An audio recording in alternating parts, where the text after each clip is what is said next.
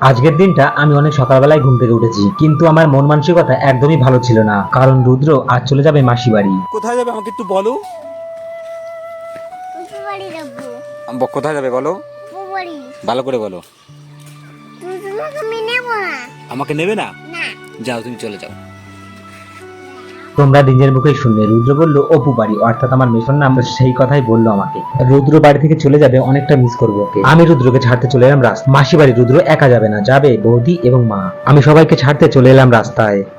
রুদ্র প্রচন্ড এক্সাইটেড যাবার জন্য। হঠাৎ করে সব প্ল্যানিং হলো। আর কি তুমি এখন কোথায় যাবে? ওখানে একটা যাবো। ছোট ঠাম্মি বাড়ি বলে আমি বাড়ি যাবো। পাঁচ আসবে এখানে তাহলে টাঙ্গাই গেলাম। সত্যি কথা বলতে কি, সকালবেলা উঠে যখন শুনতে পেলাম সবাই চলে যাবে, তো মনটা টোটালি আপসেট হয়ে পড়লো। আর এইদিকে আমরা সবাই মিলে বাসের জন্য ওয়েট করে আছি, কখন বাস আসবে। কোথাও যেতে হলে বাসগুলো খুব লেট করে, আর তারপরে চলে এলো বাসটা। মা, বৌদি, রুদ্র সবাই উঠে পড়লো বাসে, আর আমি এইখানে দাঁড়িয়ে দাঁড়িয়ে দেখছিলাম। 3 থেকে 4টে দিন রুদ্রকে ছাড়াই থাকতে হবে। রুদ্রকে প্রচন্ড মিস করব।